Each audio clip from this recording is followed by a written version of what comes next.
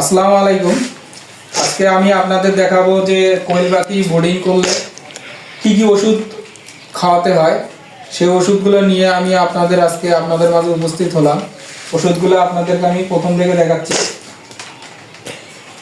বাচ্চা বোর্ডিং থেকে ইনকিউবেটর থেকে বের করার পর আপনারা বোর্ডিংয়ে দেওয়ার 2 থেকে আড়াই ঘন্টা পর এই যে লাইসোভেট খাওয়াবেন।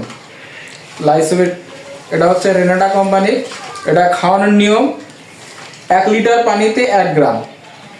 এটা খাওয়ার 3-4 ঘন্টা পর আপনারা হচ্ছে শেপা ওয়ান দিবেন। শেপা ওয়ান এটা হচ্ছে পপুলার কোম্পানির শেপা ওয়ান অ্যান্টিসেপটিক। এটা পাখির নাভি শুকাতে সাহায্য করে। এটা খাওয়ানোর নিয়ম হচ্ছে 1 লিটার পানিতে 1 গ্রাম। এটা খাওয়ানোর এটা দেওয়ার 3-4 ঘন্টা খাবে। খাওয়ার পর এটা যেটুক পানি থাকবে আপনারা উঠাই ফেলাবেন।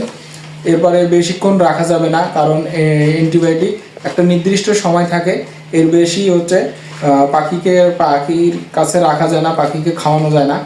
আপনারা 3 ঘন্টা পর এটা উঠাই ফেলাবেন। তারপরে আসো দেখাও, এটা হচ্ছে থায়াবিন। থায়াবিন এটা হচ্ছে এপিনেপ কোম্পানির। এটা খাওয়ানোর নিয়ম হচ্ছে 1 লিটার পানিতে 1 গ্রাম। এটা আপনারা হচ্ছে দুপুরবেলা দিতে পারেন। সকালে আপনারা শেপা ওয়ান, দুপুরে হচ্ছে থায়াবিন।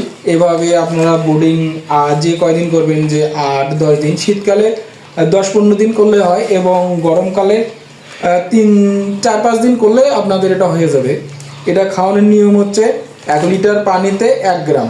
এভাবে আপনারা এই থায়াবিনটা খাওয়ালে বাচ্চা যে প্যারালাইজড হয় এই প্যারালাইজডটা হবে না।